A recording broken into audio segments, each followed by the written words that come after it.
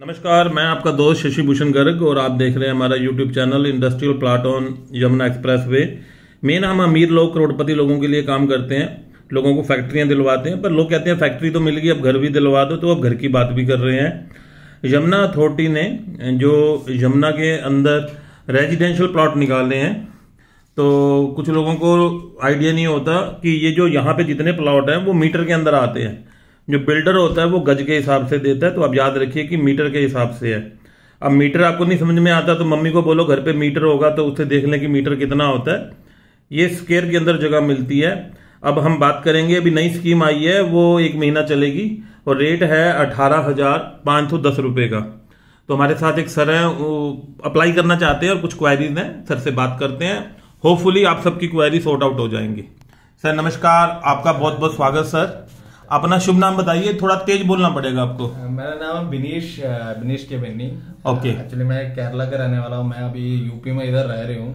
कितने साल से रह रहे हैं आप? लास्ट 5-6 ईयर हो गया। सर 5-6 साल से रह रहे हैं और सर भी कहते हैं कि मेरा भी एक आशियाना बन जाए, और जैसे ये दोनों मियाँ बीवी बैठे हैं शांति से बैठ के अपने घर में खाना बना के खाएं, तो सर भी एक प्लॉट लेना चाहते हैं। रहने का मजा तो है नहीं उसी वजह से मैं सोच रहा हूँ इंडिविजुअली घर बनाने की प्लॉट लेने का मन है आपका। मन कर रहा है। ठीक है सर, आप प्लॉट लेना चाहते हैं, आप अपने क्वेश्चन पूछते जाइए, मैं उनको आंसर करता जाऊंगा। मुझे इसमें ये कंफ्यूजन था, मतलब इतने लोग, बहुत लोग अप्लाई कर रहे होंगे। एक्चुअली ये सस्ता रेट में भी है, मार्केट रेट से थोड़ा। हाँ देखिए, आपने बोला कि क्या रेट है। रेट सरकारी 18,510 का रेट है, और रीसेल में जो अच्छा प्लॉट है, कॉर्नर वाला आ जाता है आपको यमुना में, तो उसका 40,000 रुपया रीसेल का रेट है।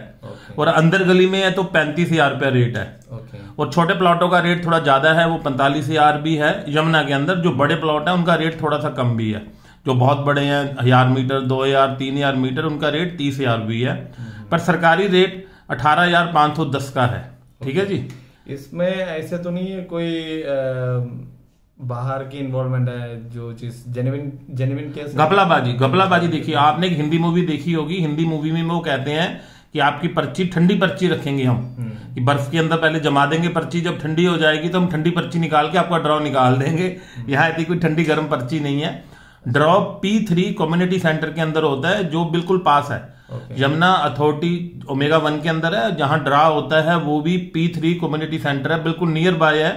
आप गूगल पे लिखेंगे P3 community centre greater Noida तो लोकेशन देगा, और पूरा उसमें ड्रा के अंदर ही इनका खर्चा कम से कम 20 लाख रुपए आता है। उसमें 3 जज आते हैं और मीडिया पर्सनैलिटी आती हैं, और शहर के गणमान्य व्यक्तियों को बुलाया जाता है। ड्रॉ के लिए पर्ची निकालने के लिए 10 छोटे बच्चे आते हैं, और पूरे स्टाफ का खाना पीना, चाय नाश्ता, और जो आगे सोफे पे VIP गेस्ट उनको ड्राई फ्रूट भी खिलाते हैं। तो पूरी भगत होती है। ओपन है, कोई भी जाओ और अपना जो अप्लाई किया हुआ है वो पर्ची लेके आप जा सकते हैं और आराम से सारा ड्रा देख सकते हैं। और ये लाइव स्ट्रीमिंग फेसबुक पे होता है, यूट्यूब पे होता है, बाद में भी रिकॉर्डिंग देख सकते हैं। और अगला क्वेश्चन सर आपका? एक्चुअली मैं ये पूछ रहा था, इसमें हम लोग अप्लाई करेगा तो ऐसे इधर के मिलने, हम तो बाहर के लोग हैं, इसमें मिलने का चांसेस कितना परसेंटेज रहता है? हाँ, अप्लाई करूं यहाँ पे प्लॉटों के अंदर बाहर का मैटर नहीं है। यहाँ पे 2 लोग हैं। एक लोग तो सारे भारतवासी हैं, जितने भी हैं, चाहे केरला में रहो, पंजाब में रहो, कश्मीर में रहो, एक तो वो लोग हैं। दूसरे वो लोग हैं कि जिनकी जमीन जेवर एयरपोर्ट के चक्कर में एक्वायर हुई है। जिन सेक्टरों में जो प्लॉट कट रहे हैं उन लोगों का कोटा है कि अगर आपकी जमीन गई है तो गवर्नमेंट एक उनको फार्म 12 देती है। उसे कहते हैं हम कंपनसेशन फार्म में। पैसे तो बैंक में चले जाते हैं और एक फार्म मिलता है। हाँ, उनका कोटा है इसके अंदर, उनका 25% कोटा है। वो उन कोटे वालों को तो इसमें भी ये मतलब लो कास्ट, हाई कास्ट, इस तरह का कास्ट वाइज इसमें डिफाइन करके ऐसे तो नहीं है कोई? इसमें कास्टिज्म, देखिए मैं कास्ट का मतलब समझता हूं आपकी जाति से।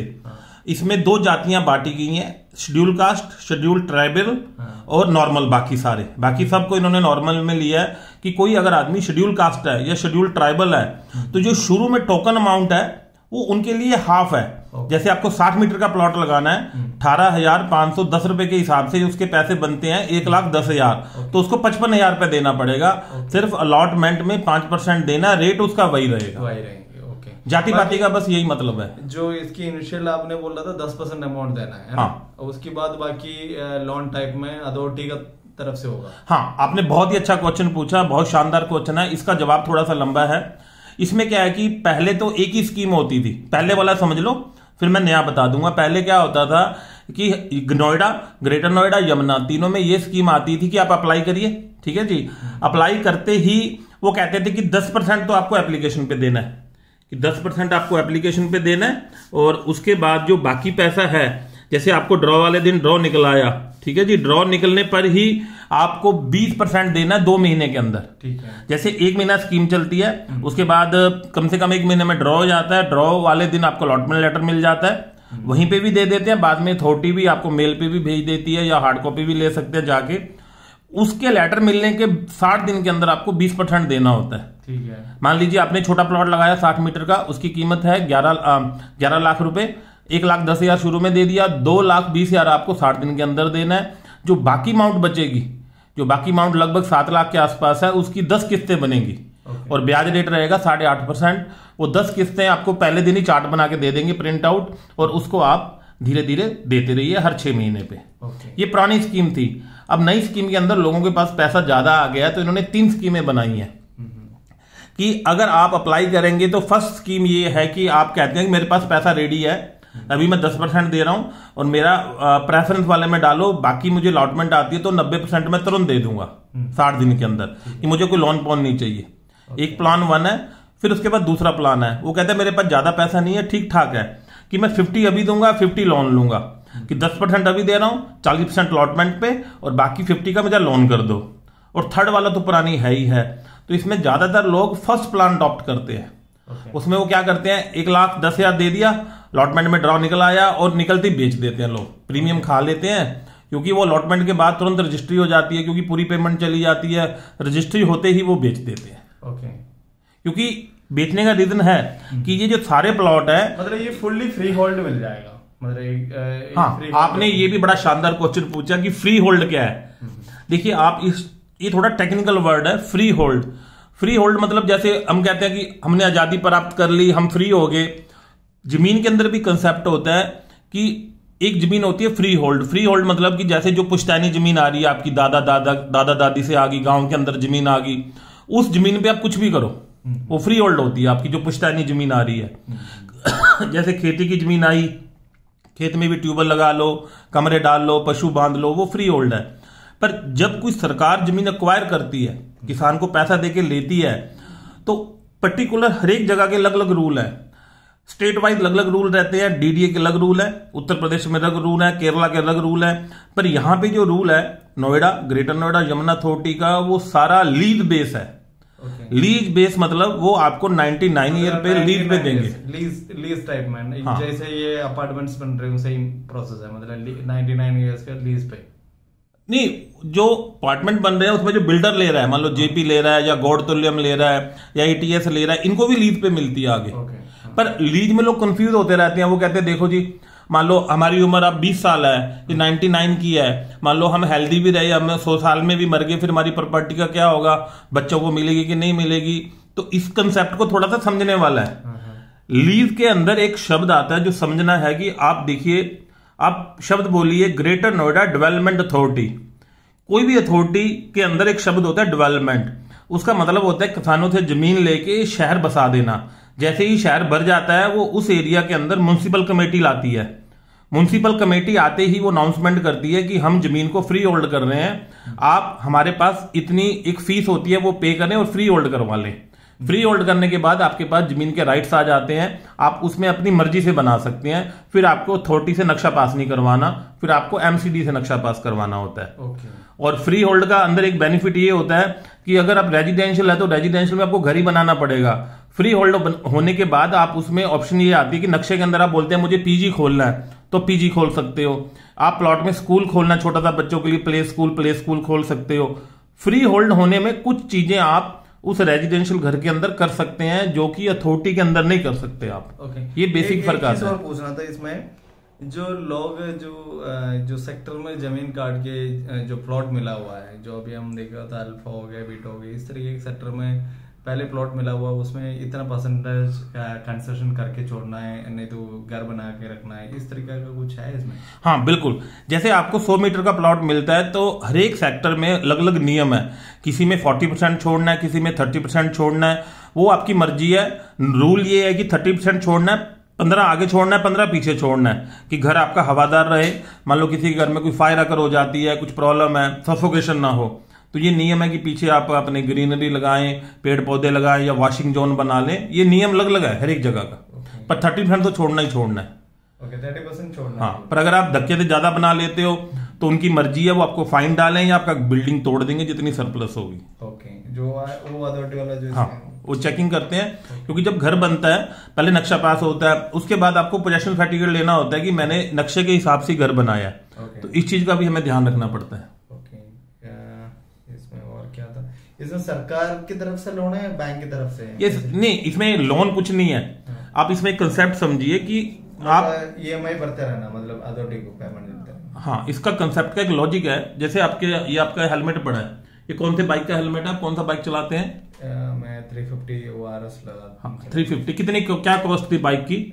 240-250 के आसपास। आपने उन्हें 2.5 लाख रुपए दे दिया पूरा पैसा, बाइक शोरूम पे खड़ा है, वो आपको बाइक तुरंत डिलीवर करेंगे या बोलेंगे 5 साल बाद आना? वो क्या कहेंगे आपको? आपने पूरा, आप शोरूम में गए, आपने बाइक का पूरा पैसा दे दिया, बाइक भी खड़ा हुआ है, तो आपको क्या बोलेंगे कि बाइक अभी ले जाओ, पैसा आ चुका है, या 5 साल बाद आना? आपको क्या कहेंगे? वो पैसा आ गया, बाइक ले जाइए। अब इसमें पंगा क्या है कि जब अथॉरिटी जो भी प्लॉट लेके आती है, अभी वहां जंगल रहता है, अथॉरिटी कहती है अगर तुम मुझे पूरा पैसा दे दोगे तो मुझे तुम्हें प्लॉट की रजिस्ट्री करवानी पड़ेगी, पोजेशन देनी पड़ेगी। जब मेरे पास जगह रेडी नहीं है, मैं पूरे पैसे कैसे ले सकती हूँ? इसीलिए वो इंस्टॉलमेंट में लेती है, आपसे पैसे ले लेके उस एरिया को डेवलप करती रहती है। फिर 5 साल बाद वो कहती है एरिया डेवलप हो गया, सीवरेज, पानी, सड़कें सब बन गई है, आप हमारे पास आओ, रजिस्ट्री करवाओ, पोजेशन लो और आप नक्शा देके घर बनाना शुरू करो। इसलिए किस्तों का कंसेप्ट है, उनके पास रेडी माल नहीं होता है। अभी जो स्कीम आई है कि फर्स्ट में पूरा पैसा दे दो, इसलिए है कि ये फ्रेश प्लॉट नहीं है। ये जितने पुराने सेक्टर हैं, क्योंकि 15 साल पुराने सेक्टर है सारे, 18, 19, 20, 21 जिसमें स्कीम्स आ रही हैं, ये ऑलरेडी रनिंग प्लॉट्स हैं, रनिंग सेक्टर है। इनके अंदर इनके पास कुछ जगह खाली है। जैसे मान लो एक बड़ा प्लॉट था 5000 मीटर का, उसको कहते हैं 5000 का नहीं बेचेंगे हम 60-60 मीटर के काट के बेचेंगे, कि 600 मीटर के प्लॉट के 10 प्लॉट बना के बेचेंगे। तो ऐसे जी जगह जगह पे प्लॉट आ रहे हैं, कोई नया सेक्टर नहीं कट रहा। अगर नया सेक्टर कटेगा तो आपको वही पुरानी वाली स्कीम मिलेगी कि आप हमें 7 साल में पैसा दें, 5 साल में पैसा दें। ये बचा हुआ माल है, तो इसीलिए फर्स्ट के अंदर है कि पूरा पैसा दे दो, हम रजिस्ट्री करवा देंगे। तो ये डिफरेंस रहता है नॉर्मली। अभी ये प्रोजेक्ट आप बोल रहे ऐसे बचा हुआ है? हाँ, ये सारे सेक्टरों में जो बचा हुआ माल है उसी को बेच रहे हैं। 500 प्लॉट है, लगभग 4 कम है, 500 प्लॉट है। उसमें 60, 120, 200, 300, 500, 1000, 2000 ये साइज है। जो बड़े प्लॉट है उनके कम साइज है, जो छोटे वाले 60, 90, 120 इनके ज्यादा प्लॉट्स हैं इनके पास। ठीक है, मेरा ऑलमोस्ट कंप्लीट हो गया डाउट्स सारा। चलिए, आपकी कोई भी क्वेरी है आप आगे से भी फोन करके भी पूछ सकते हैं। मेरा नंबर है 9873708642। बुकिंग कैसे आप? हाँ, ये सारा काम हम करते हैं। इसमें 3 काम होते हैं। आपका फार्म खरीदना, फार्म भरना, फार्म को ओके करवाना, कोई अथॉरिटी के ऑब्जेक्शन हैं तो ऑब्जेक्शन क्लियर करवाने, आपको अलॉटमेंट में बुलाना, दिखाना, उसके बाद आपको नहीं निकलता तो आपका पैसा रिफंड करवाना। इस पूरे प्रोसेस की कीमत 3000 रुपए है, जो हम शुरू से लेकर एंड तक आपको फुल सर्विस देते हैं, एंड टू एंड। इसकी 3000 फीस है एक फार्म की। फार्म 590 रुपए का, वो आपको खरीदना पड़ेगा, उसके पैसे आपको देने पड़ेंगे। अथॉरिटी को पेमेंट 2 तरीके से कर सकते हैं। नेट बैंकिंग है तो नेट बैंकिंग से करिए, नहीं तो हम आपको चालान जनरेट कर देंगे, आप अपने बैंक में जमा करवा दीजिए चालान को। 24 घंटे के अंदर पेमेंट हम यहाँ से वेरीफाई कर लेंगे। तो ये बेसिक चीजें हैं, और हम कहेंगे कि आप जरूर अपनी लक आजमाओ। आपको नहीं रहना तो भी ले लो, कोई दिक्कत नहीं है, बाद में रह लेना। और अगर आपका मान लो पैसा कमाने का मन है, इन्वेस्टमेंट करनी है, तो आप खरीदिए 18,510 रुपए में, 40,000 का रेट है, तुरंत बेच दीजिए। एक बात और, एक पैन कार्ड पे एक ही बंदा अप्लाई कर सकता है। अगर किसी बंदे को पहले जमुना में प्लॉट निकला हुआ है, वो अप्लाई नहीं कर सकता। और किसी को जमुना में इंडस्ट्री मिली है, वो इंडस्ट्री तो 10 ले सकता है, पर प्लॉट रेजिडेंशियल एक बंदा एक ही ले सकता है। अगर मियाँ बीबी है तो 2 ले सकते हैं, बीवी का अलग, मियाँ का अलग। तो ये सर के कुछ बेसिक क्वेश्चन थे जो ये प्लॉट आ रहे हैं उनके बारे में। तो आपकी कोई भी क्वेरी है आप कमेंट लग सकते हैं। मुझे ऑलमोस्ट इसके क्लियर हो गया था, चलिए, बहुत अच्छी से आपने समझाया। Thank you, bye bye bye.